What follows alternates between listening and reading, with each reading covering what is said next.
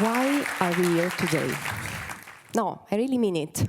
Why do we come on stage here and talk about the ideas that we think are worth spreading? Why do we share them with others? How can we do that, being sure that someone in the audience is not ready to come and steal them away from us? Imagine I was an entrepreneur and I had that idea and my business was based on that idea. Then coming here on stage and talking about it could reveal quite a narcissistic choice with potentially very bad consequences. This is not the case today. I mean, we are lucky. Together with my colleagues, we decided to share our thoughts and our ideas under a Creative Commons license. But this is not the case all the times. Think about a company, a garage company, a couple of kids who just developed a web-based application. They have their own idea, and now they need the money in order to make that idea happen. They need the money to translate that into a dream. So in order to do that, what they're going to do is that they're going to turn to some investors. They will go and look for an angel investor, a venture capitalist, maybe they will resort to crowdfunding. Whatever they do, they will have to talk about their ideas. People say that at this stage, when you're at the very early stage of an entrepreneurial activity, only friends, families, and fools would want to lend you money. And there may be some foolishness involved indeed, but despite that foolishness, there is the need to actually know something about the idea that these investors are going to put a chip on. So you need to go and talk to them, tell them about the idea. You need to take a leap of faith. What enables you to take that leap of faith is the certainty that the investors that is in front of you will not steal those ideas. And this is because this is how this industry works. If you are a professional investor, you are not supposed to go and steal the ideas of the potential entrepreneurs that come and talk to you. The first time you do it, you're out of the business. So what is this? This is what we call social norms. Social norms are everywhere.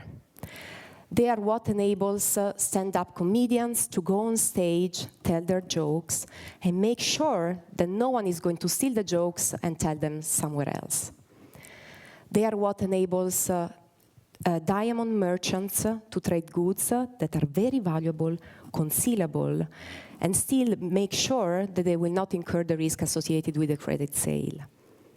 They are what enables an inventor to go and talk to an investor, being sure that this investor will not steal his or her idea. Norms define what is normal. A little word, normal, that is very evocative, sometimes too powerful for us to handle. Norms set the baseline. Once a group decides that they will start behaving in a certain way and that they will define what this baseline is, it's very difficult to go against it. It's very difficult to be different. So despite norms are not enforced like laws through the police or the judicial authority, there's no person who's going to come and tell you, you broke a rule, so you go to jail. Despite all of this, they are still very powerful. It's difficult to be different. So I started my journey into the world of social norms with the seed of a little idea in my mind. Norms seem so big, so powerful, so strong. But I was asking to myself, really? Is this really the case? Are norms so strong, so powerful, so big all the times? Can we actually observe norms become shaky under some conditions? And more importantly, do we modulate our propensity to abide by norms depending on what other people in our audience do? Do we have a little pirate, a little Captain Hook inside us that is ready to pop up every time we start seeing that the person in front of us may not comply with the same norms that we abide by? So a very big question and a desperate need of simplification in order to find a way to actually ask the question to people. I mean, you cannot go and talk to people and say, hello, good morning, how are you? By the way, are you a pirate? Do you think I am a pirate? Is there a little Captain Hook inside you? This is not the kind of question you can ask. So we were trying to look something that we could do, and we came up with this idea of looking at industries in which norms regulate how people exchange ideas. Luckily for me and my co-authors on this project, Andy King and Gianmario Verona, many different industries seem to behave like that. Fashion, science, high-end cuisine. All of them share this characteristic that people share a lot of ideas, and this sharing is regulated by norms. So, let's think about chefs, gourmet cuisine. Chefs talk about recipes.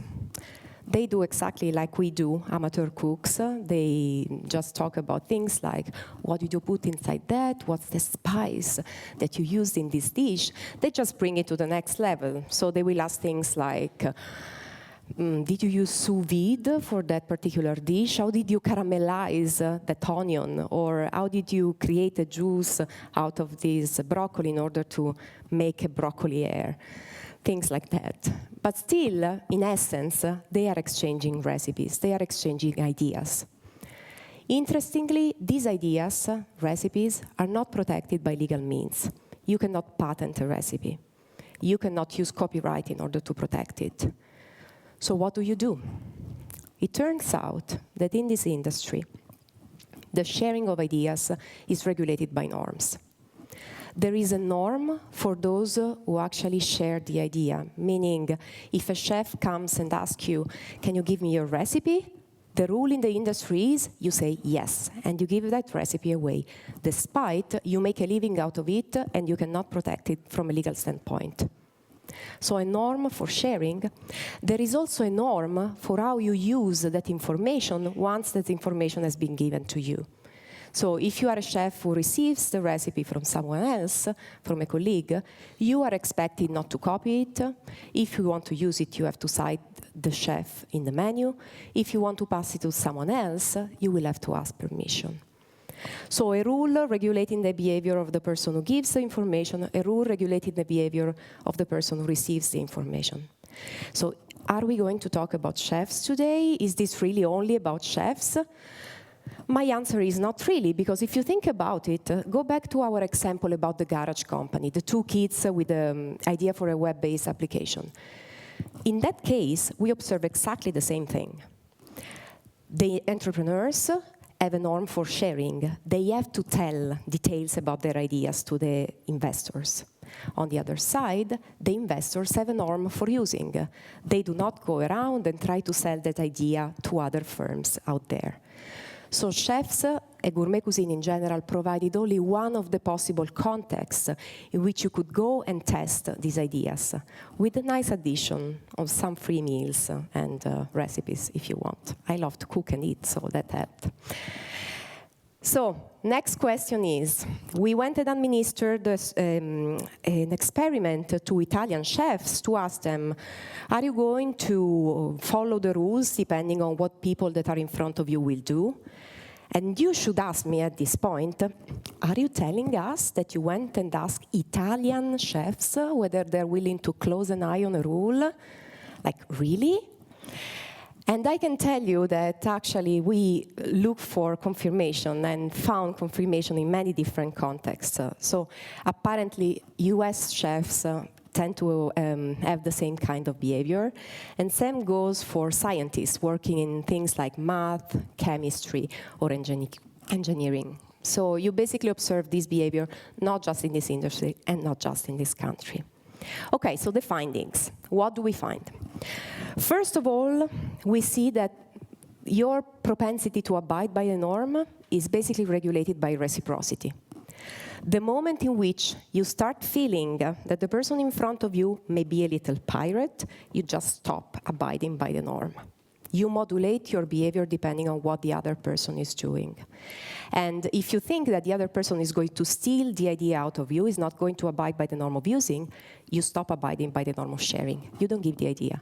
Even if people around you are going to think that you're doing something bad, even if you are violating a norm, you don't care. You just act based on reciprocity. Second main insight in order to understand whether in front of you there's a pirate, a Captain Hook, or a gentleman, you resort to little cues that you can detect in the person that is in front of you. So usually we tend to trust less people who are not in our network, who don't have experience in this industry, who you don't know very well. Interestingly, however, we also trust less people who are close and similar. And this is because, according to what we find with our interviews, when someone is close and similar, we start feeling competition. And if we feel competition, we feel something bad is going to happen out of that. Is there a way to change that? We actually found that, yes, this is possible. And you change that when people have many competitors around them. So if restaurants are located in a restaurant row, you cannot have competitors around you, and you start putting names and faces on top of the word competitors, then those competitors become neighbors. Competition gets transformed into collaboration. Third main finding that we have, we tried and look at what people do when they feel that the other person is going to break a rule. And so we found out that under some conditions, people cannot stop and avoid losing their temper, starting to do something bad and try to gossip that person, try to say everything bad about it, try to ostracize that person in any possible way. This is not good, however, because remember, you're part of a social community, so people look at you and we start saying, why is he doing that? Oh, yes, he stole the idea, but does it mean that he just has one single idea, and if that idea gets stolen, then he has to make all this fuss out of it? So we basically find out that, yes, I mean, you want to sanction, but on the other side, this may be costly for you. So what happens? If people see that they actually are going into a situation in which they will feel the need to sanction, they just stop sharing. They just, once again, violate the norm. So I started out very critically about sharing, asking the question of why should we share it? Why should we share ideas? Let me close with some positive ideas about that. I feel the moral obligation to do it. And I recently started a new research project with 3 co-authors, Francesca Gino, Gary Pisano, and Brad Stutz, in which we look at what people can get out of sharing. So is there a benefit that you get out of talking to others and sharing your ideas? Even if the other persons will not come to you and tell you something, even if you don't get any reciprocity out of this exchange. Well, we actually find out that if employees are given the chance to talk to their colleagues at the end of the day and share their ideas instead of working, they can improve their performance on the job by 23%, just by substituting the last 15 minutes of their day with reflection and talking instead of working. So, yes, please, let's spread these ideas. Thank you.